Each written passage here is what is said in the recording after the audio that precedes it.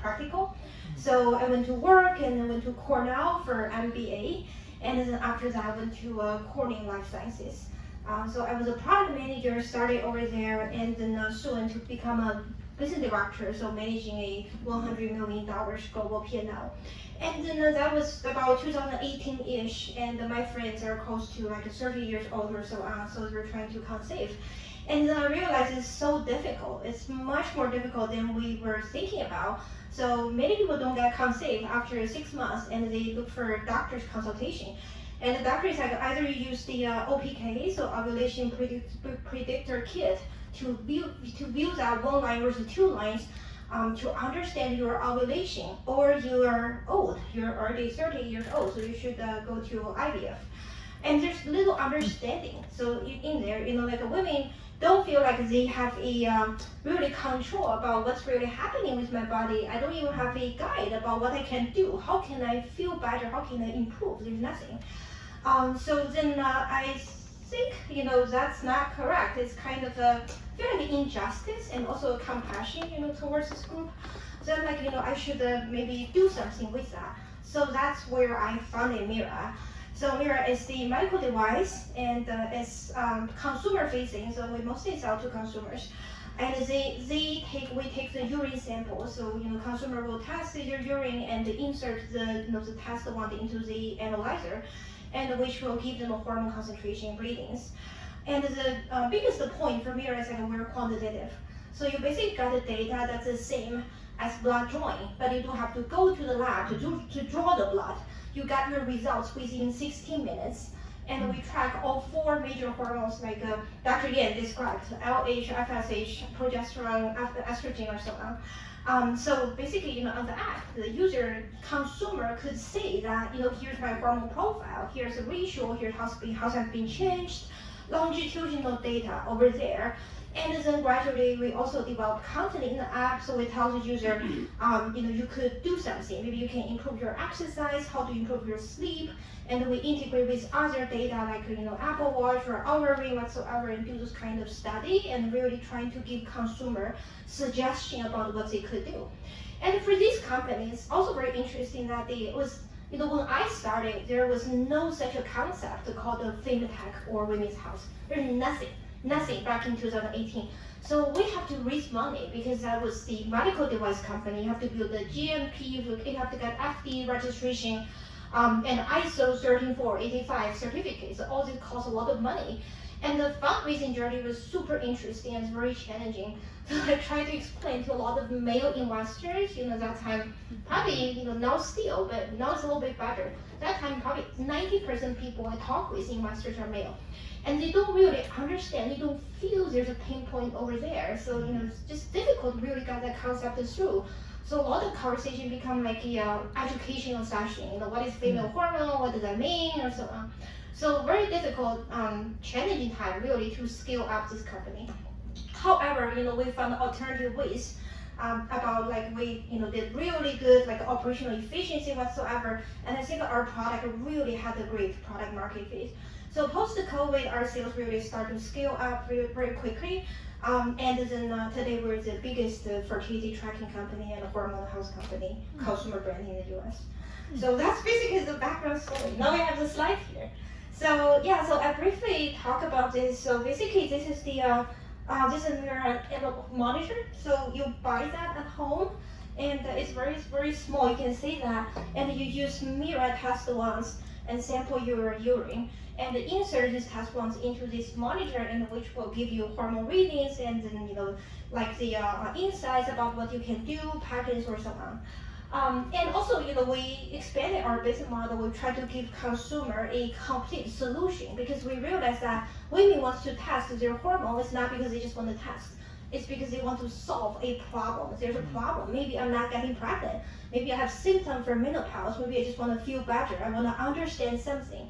So we, expand our business model into some, supplements and product offerings. So, they will need, some other help, some other products to go through the cycle together.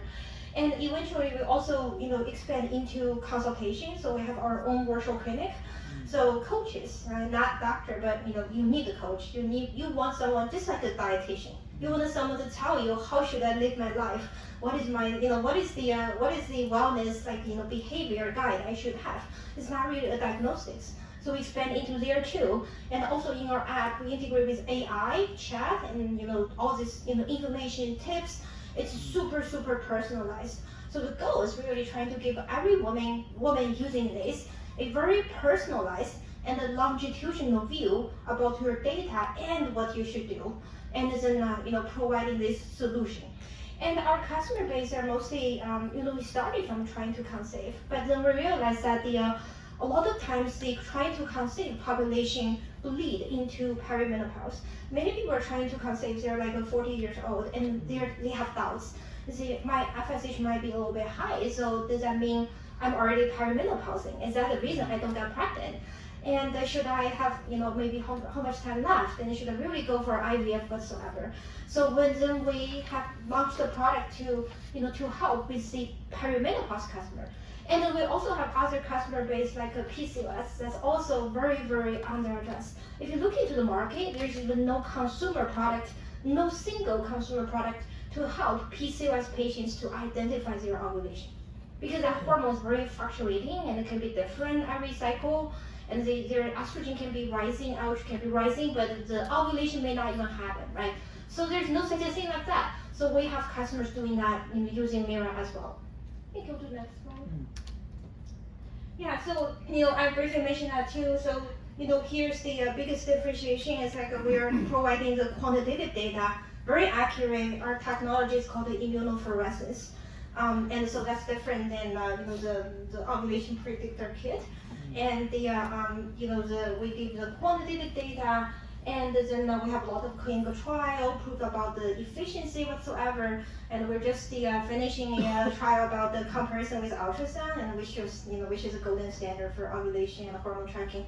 So that shows really good results too. And next slide. Yeah, and then talking a little bit about the going into the menopause. So as we said, so what we also learned, we're a consumer company. So what we learned from consumers, like a menopause, is something even more underaddressed than fertility. As Dr. Yen said, so usually you say, oh, it's just you're just aging. It's part of the process. There's really nothing can help you to do from the doctor's side, but from the patient side, they experience everything. So they have a hot flash, and they couldn't sleep for months. And some people told me that they were even surprised they're still alive, after not sleeping for so long. So, it's really suffering every day, brain fog or so on. And those people definitely desperately need some help. And they need, number one, understanding, and number one, personalized help, digestion about what's happened, and number three, the guided suggestion. So that's exactly what we do. So we identify all this problem and we track their hormone, and we're doing some study about some correlation between your symptom and your hormone. So that was never actually being studied thoroughly. If you ask some doctor, maybe they're gonna say, oh, there's no correlation. But we did find, just like when you're tracking your sleep, you will find some correlation. Everyone's different, right? So we basically put this data and all this tracking into the consumer's hands. It's more like they try to democratize the healthcare, and then everyone does find something new about yourself. And then our goal is really trying to refine and then do the personalized treatment and help to our consumer. Recently also we are going through the doctor's channel as well. So Mira is really become a very well-known brand here. So we got doctors reaching out to us and say, can my patients use Mira? Can I see the data from the back end? So now we have more than 2,000 doctors are distributing or trying to basically using Mira on their patients. And they include some OBGYN and some integrated medicine doctors, some fertility clinic. When they're doing IUI or IVF, they want to understand this too. Obviously, both on fertility and the menopause. So yeah, so I think this data definitely, we have 22 million hormone data for women. Probably that's the world's biggest hormonal data bank already for women contained this space. And we label them with different, tag, their lifestyle, age, whatsoever, demographic information. So I think it's not only helping the consumer, but also trying to move this industry to the next level, we developed a protocol for doctors about how to use MIRA for perimenopause to help their patients, and we do study, we look for correlation. So yeah, so really glad to be here and we can discuss more. Thank you.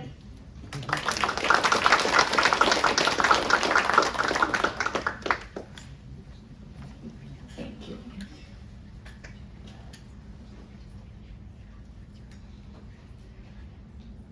Hello, everyone.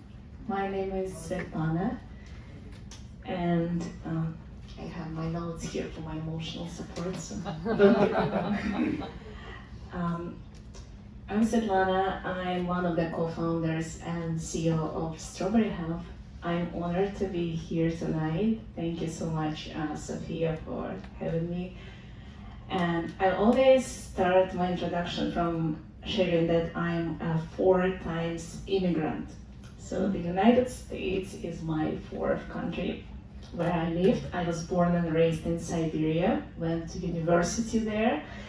I lived and worked in India. I worked in the UK for 8 years before moving here. And I love California. One of the best places I lived in. And we already heard tonight from Dr. Sophia Yen about menopause, the science behind it, what's really happening in our bodies, and what the symptoms are. I would like to approach it from a slightly different angle, from what is happening in women's lives before they find out that the symptoms are actually related to perimenopause and menopause. And it's confusion, it's silence, and it's misinformation. Can we get to the next slide? So, this is how it looks like from the words of women who we talk to when we try to get deeper insights into how it really is to go through perimenopause and menopause. So to give you some background, 5 years ago I started working in women's health from a different company. I developed and manufactured a reusable period product, and it was a personal pain point of mine. At that time, I gave birth, I got my period back, and I did not like any period products out there. But naturally, I went on to have conversations with women about their health, and we started an educational initiative within my previous company to share more about the symptoms of women's health-related conditions like polycystic ovary syndrome and endometriosis. Like one out of 10 women of reproductive age would have these conditions. And I was shocked how unaware women are about what's really happening in their bodies. And this is what we see when we talk to women. We talk to women in 30s, 40s, 50s, and we noticed a repeated pattern. All of them were saying how they lacked any knowledge, how they lacked support, how they didn't know anything about hormones and about the transitions that they were going through, and that their symptoms were actually related to perimenopausal changes. So this is where we are. Women are left in the dark. We have examples from Strawberry Health. We had women who came to us to find out if they are in perimenopause. And we do at-home blood tests that will show you your hormone levels. And in the forms, in the intake forms, they would mention that they went through hysterectomy with their ovaries removed. So technically they went through surgical menopause at that time, and they didn't even know the name for the procedure that was done. This is why Strawberry Health exists, to democratize access to hormonal data, to give women easier way to understand what their hormones mean, how their data looks like. So there are no gatekeepers, there are no entrance barriers. You can go to the website, you can order an at-home blood test, you can look at your hormone levels. Can we get to the next slide? So we do test hormones like anti-Mullerian hormone for understanding ovarian reserve, follicle stimulating hormone, estrogen, testosterone, LH, and more. Yes, and one of the important parts of our work is to help women prepare for the conversations with their healthcare providers. So how we do it, we have a test kit. I have one with me tonight if you want to take a closer look. I'm happy to show you how it looks like. There is a self-collected blood sample device. So how it works, you take it out of the packaging, you place it on your upper arm. There is a button, you press the button, it makes a cut in your skin, it collects a blood sample into the test tube. And the test tube then goes to a certified and accredited lab. We work in 50 states. And in about 7 days, you log into your Strawberry Health portal and you get your hormone results with explanation and with recommended next steps to take. That's when these notes become helpful. Yeah, so we do believe that there is no need to wait. We can live in the world where we don't need to wait for the house to get on fire to understand what's going on with our hormones. And we are starting with hormone testing from blood samples, but our vision is to really create a different approach to women's health. One is that is not reactive, that is scientific. To treat women's health and hormonal health more like we treat heart health, proactively, compassionately. So thank you so much for having me here tonight, and I'm happy to talk to anyone who is interested to learn more about what we do at Strawberry Health.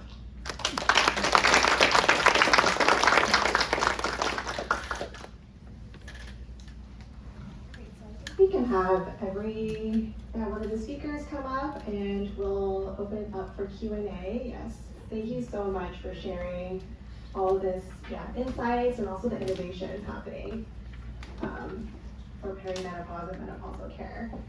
So I will kick off with a question and then I'm sure it'll open it up for everyone else to ask questions.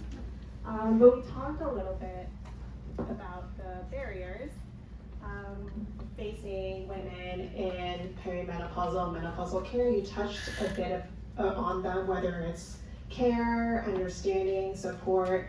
What are other barriers, more broadly speaking, should be addressed, whether it's like insurance, adoption, etc., that we should be aware of, even funding as another example, so that we can be better advocates for change that's happening in this space. I would say that insurance is definitely a thing. When I thought we were going to have a different president, there is under the Affordable Care Act, if you don't know, for birth control, no copay, no deductible for any FDA approved birth control. And I was like, let's call that V1, version 1, or vagina 1. And with the first president of menopausal age, it would have been cool to have the same for menopause. And even though we don't have that person, we can still demand this. And so it would be nice if any FDA approved menopause treatment was available with no copay, no deductible, because as you've seen, there's 70 symptoms, and when you don't have enough sleep, you go crazy. So that's a problem. And then I looked up some statistics, which was that out of VC funding that went to healthcare companies, only 2% went to women's health. We are 50% of health. And certainly some of that could have been stuff that helps both genders, but still 2% is probably not proportional to what we deserve given all the craziness. And I don't know if you know, but in 1993 was the first time they required that women be in any sort of research. Before that, and as a scientist I get that, because when you have a woman, you've got her in her different cycles, even if she's on her pill, is she skipping the bleeding, is she not doing the bleeding, is she bleeding every 3 months, it's too many variables. With a dude, you don't have to deal with all these variables. With somebody with a uterus, that's a lot of variables, and so I get it, it's expensive, but they just said you had to include women. They didn't say women had to be 50%. If I were in charge of policy, I'd be like, women have to be 50% of every study, and all the money you've spent to date without women, I want that paid back, and I want equality, right? But that's not happening.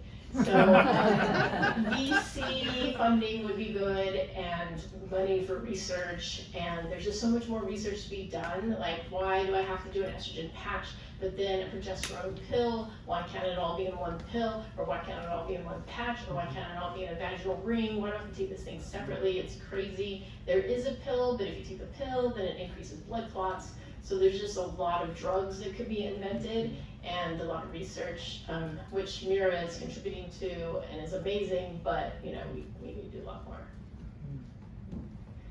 I would highlight societal barriers and the stigma that we have around menopause and perimenopause.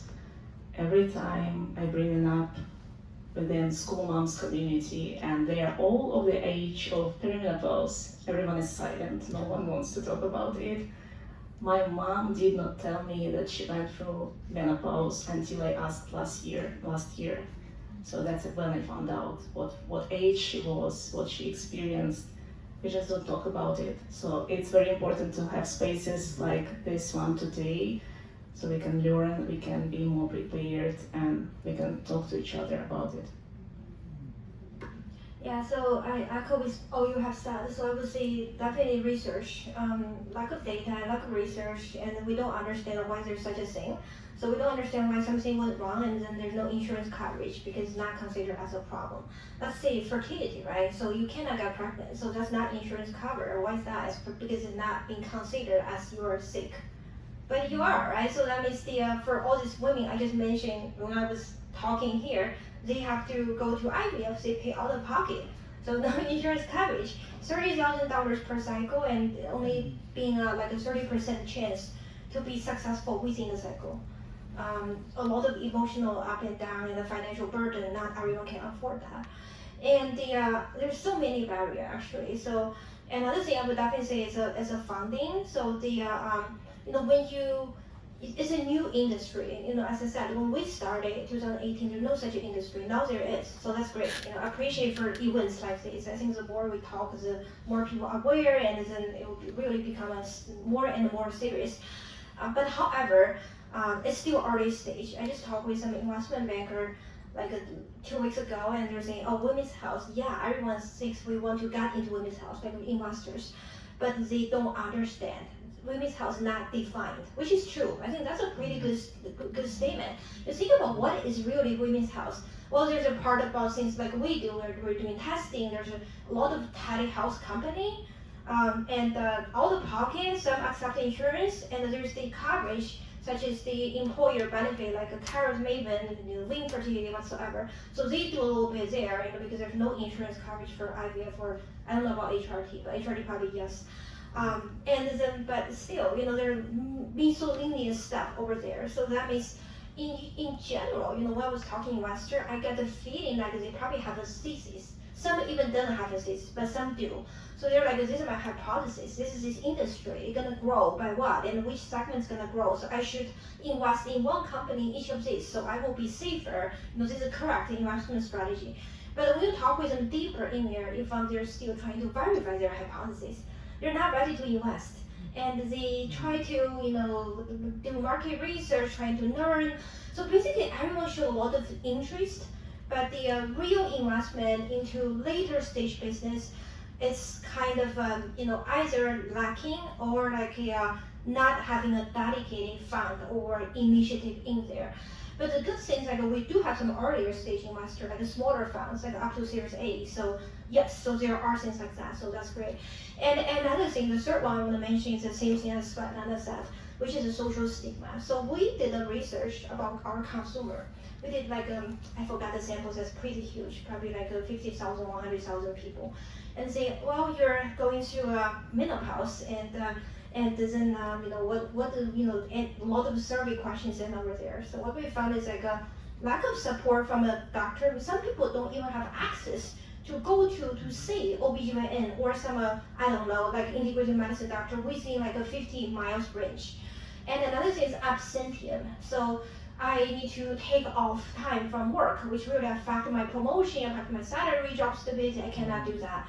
And another thing is I cannot even talk about this comfortably because still social stigma. Fertility is getting probably a little bit better, but menopause still, I feel like I'm on my own.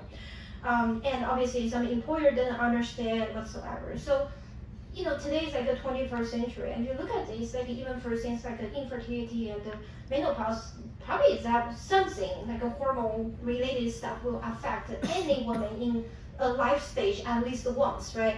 We don't even have access, we're too far away and too expensive. And I go to the doctor, probably I couldn't get the problem addressed because lack of data, lack of research. So yeah, it's definitely a huge gap still in a lot of places. All right, anyone have questions? We welcome all types of questions, basic to yes. Okay, so can you talk about perimenopausal treatments apart from the birth control pill?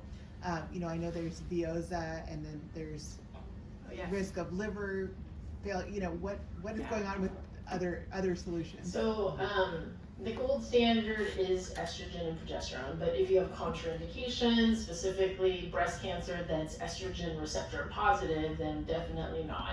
If you have a liver tumor or if you have any blood clotting disorders, though I was just debating someone today that the research shows that the patch does not increase blood clotting disorders, so it's fine to use the patch. But then this person had a double mutation, and we're like, we don't have data on that, so that's shared decision making, and my company can't take that on. But again, maybe you can find a doctor that can. But there is Veoza, which is an anti-estrogen at the breast and a pro-estrogen in the vagina. So these are called selective estrogen receptor modulators. And they're very expensive because they're still on patent, and anything on patents, this is America, they'll charge whatever they can. So not as bad as Wegovy, but they charge a lot. And often is not covered by insurance, even if you try to argue. And as a physician, I hate prior auths. And even if I do them, doesn't mean it's gonna happen. It just means I may be spending 3 hours trying to get you your drug, only to have them say no. So there's that. And then for hot flashes, there's selective serotonin reuptake inhibitors. Oddly enough, paroxetine seems to work very well as other SSRIs for the hot flashes, but none of them are as comprehensive as estrogen. But the future is definitely these selective estrogen receptor modulators, because it's very cool. They can be anti-estrogen at breast and pro-estrogen in the vagina. The question is, what is it on the bone? What is it on the heart? What is it on the brain? Whereas we know estrogen, and we put it back in a bioidentical manner. And then just, definitely sleep hygiene, that's a huge thing, but also you could just only do progesterone.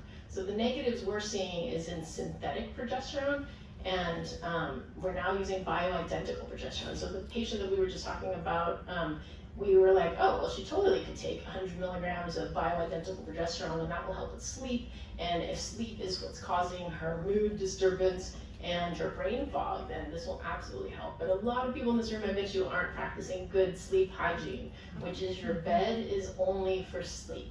You cannot look at your phone, you cannot watch a movie, you cannot read a book. But if you're like me, my family, we can fall asleep anywhere, anytime, so I can do anything I want. But if you're having problems sleeping, then treat your bed as a temple. And I tell people who can't afford a different room or whatever, then you just sit on the floor. Like your body needs to associate, when I touch this bed, I fall asleep. And if you're sitting in bed longer than 30 minutes, tossing and turning, then you get out of bed. You wait till you're drop dead sleepy, then you go to bed, and your body's like, oh, this is what I do here, I sleep. Because if you go there, and sometimes you're watching a movie, and sometimes you're reading a book, and sometimes you're checking Facebook, getting your dopamine up or whatever, then your body doesn't know what to do in bed. So you have to treat your bed as a sleep temple. So that's basic, sleep hygiene. Did you got it there?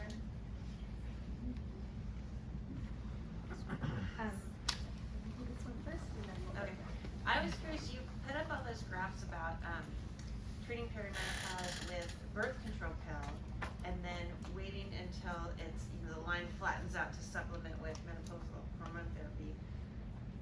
What happens if you take the hormone therapy too early? You gave a few examples of side effects, but I'm wondering does it cause anything like It doesn't cause anything bad, it's just under-treating the situation, and so it's mainly, personal preference. I'm an absolute control freak. I like to determine when and how often I bleed. I do not want random blood anywhere in my life.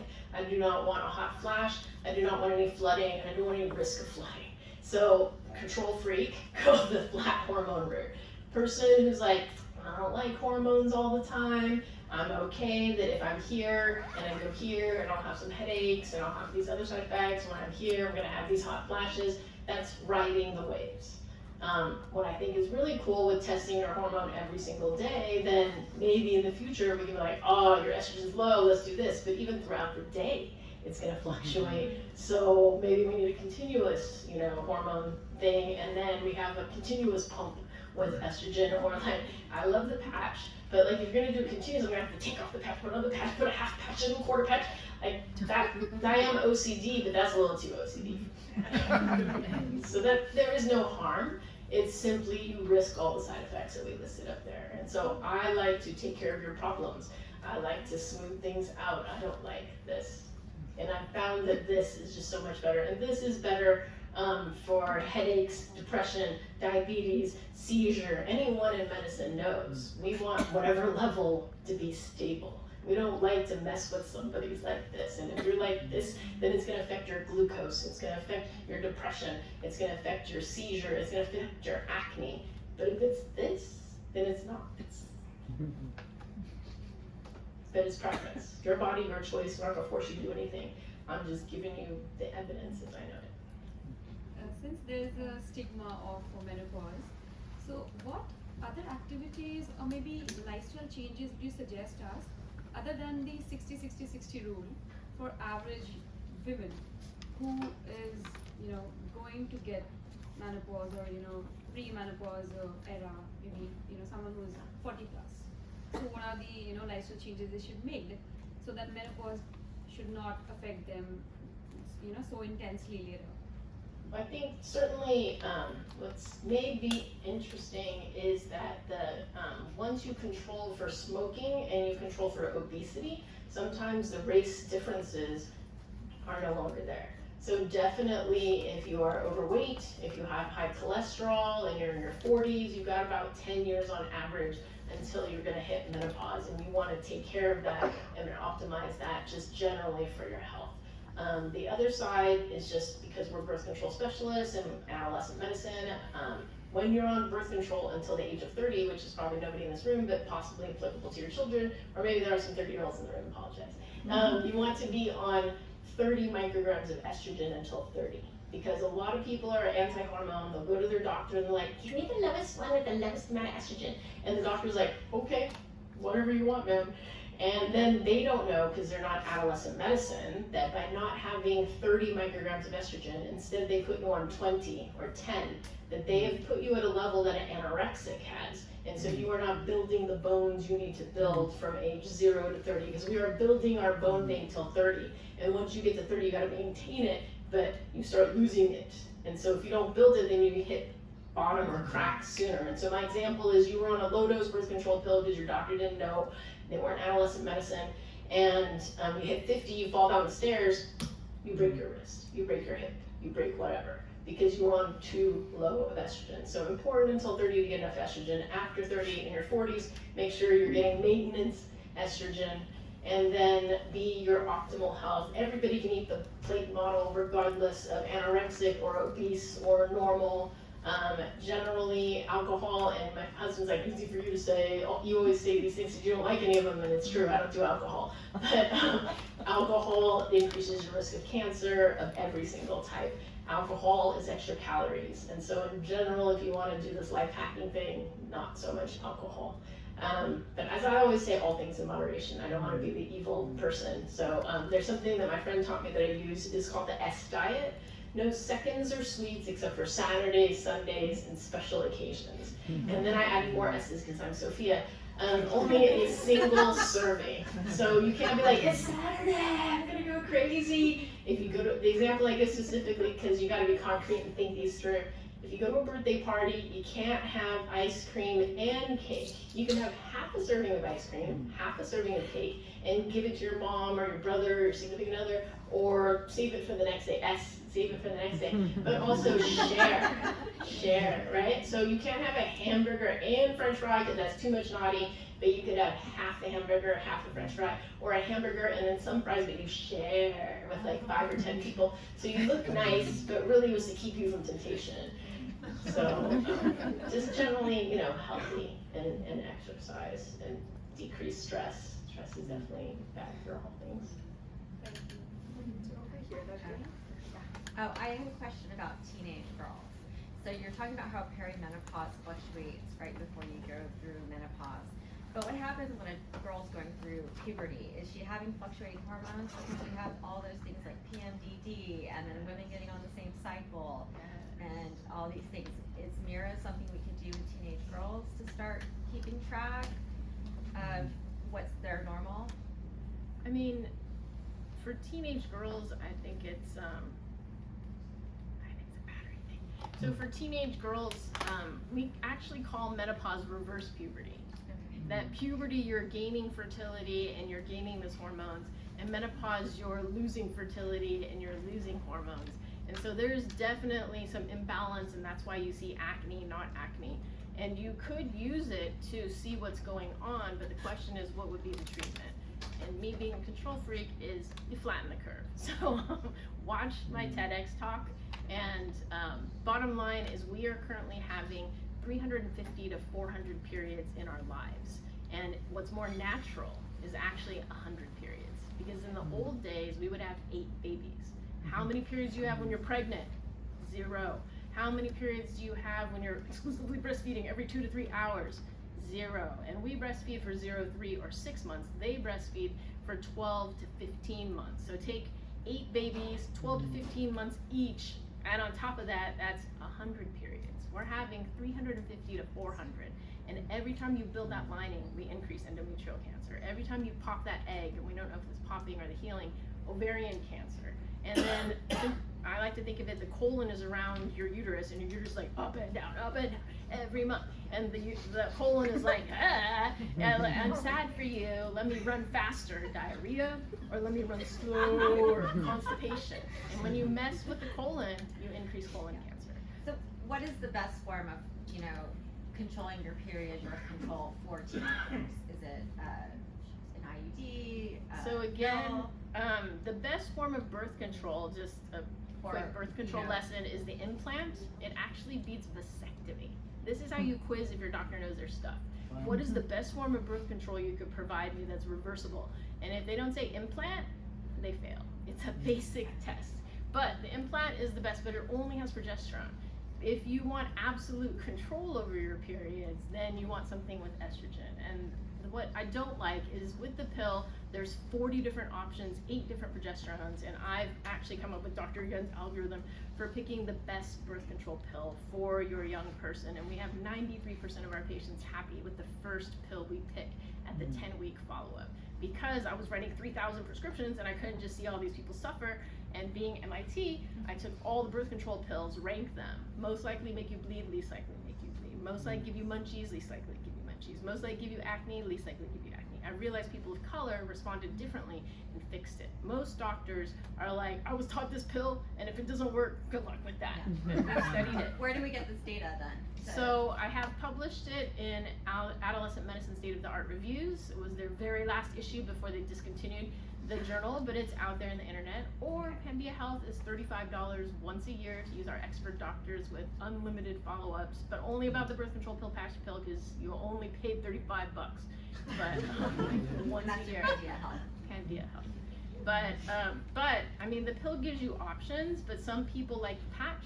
Some people like the vaginal ring. The negative on the vaginal ring is that it's 20 micrograms of estrogen. So if you take note what I said before, probably not good for anybody under the age of 30.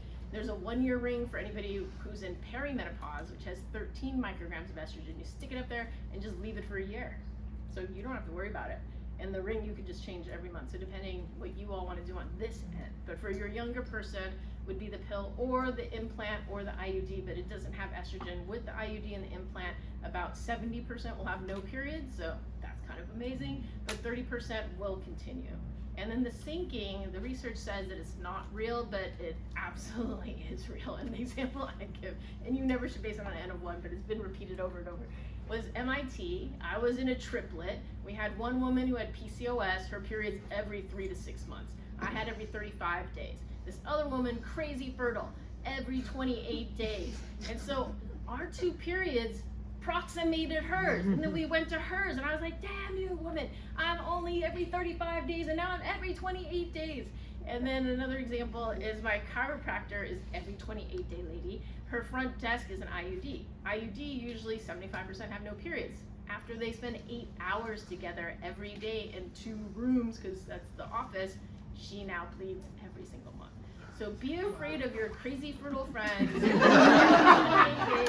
my 2 daughters, as they became teenagers, I was like, you're having your period, you stay away from me. Not when I'm a period. And the last example I give is I was at a pitch thing, and we were there for 2 weeks, and then I'm rooming with 2 nubile little 22-year-olds, and then all of a sudden I get my period, and I'm like, what the? I'm a physician, I've been taking the pill, and I haven't had a period in like 5 years, what the? You know, and then like, oh, hey, I got my period. And I got my period too, oh, thank you. And I was like, damn you, if I'm bleeding on Friday for pitch, I'm gonna be so pissed off. And so do not room for more than 8 hours with anybody bleeding if you don't want to bleed. All right. Can you just clarify this, Mira? What age range is best for like? Yeah, so there's really no age range. So it's basically testing your hormones. So as long as your hormone is there, and you want to see the change, you can test with it. Okay. Are your hormones fluctuating every day, or how often do you have to take a test for a Mira? So yeah, so there's an algorithm to calculate that for the user. Depends on their goal, but usually you test like once per day. If you're ovulating, on that day, usually we come in to test twice, like in the morning and the afternoon, just to confirm the ovulation will happen. And also most time, if you're far away from your ovulation or just in the baseline, you don't have to test every day. So probably like every 4 days, 5 days, whatsoever. So the algorithm is dynamic, it's personalized. Yeah, I just think as a mom of teenage daughters, letting them know their baseline is really important for blood work, for ovulation, for hormones, everything. Great. Well, lots of questions, but I think we're. Yeah, I think because We'll wrap it up for can't wait, networking. let's, Yeah. we have Serena, do we have till 9? I think we have stopped till 9, so we have plenty of time to socialize and eat pizza.